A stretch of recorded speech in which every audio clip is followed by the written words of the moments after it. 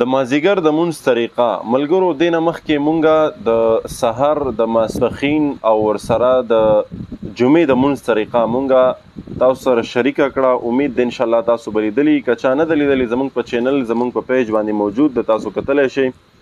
نن به انشاءالله په دې مختصر کلیپ کې تاسو سره زه د مازدیګر د مونځ طریقه چې دی دا شیر کوم. د مازدیګر ملګرو 4 رکعات دي، 4 رکعات د مازدیګر مونځ دی.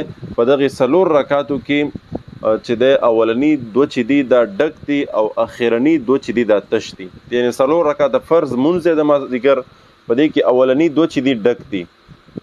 که تاسو امام صاحب سره نو بیا خو ما تاسو ویلي چې تاسو د ډکو تشو نه خلاص یې، خو که چېرته تاسو یوازې مونځ کوئ نو اولني 2 رکعتونه به ډک وکئ. په دې کې به صورت تاسو هم وایئ، هر یو صورت چې تاسو وایئ، که سوره اخلاص وایئ یا دې نه علاوه چې کوم صورت تاسو یاد یې هغه به پکې وایئ. او ورسره چې دی بیا ورپسې چې اخرني کم 2 دي نو هغې کې به ولضالین پورې وایئ او امین پورې، بیا به هغې نه پس دغسې ترتیب سره تاسو مازدیګر مونځ سرته ورسوئ. نو دا د مازدیګر د مونځ مختصر او اسانه طریقه ده. او دې نه علاوه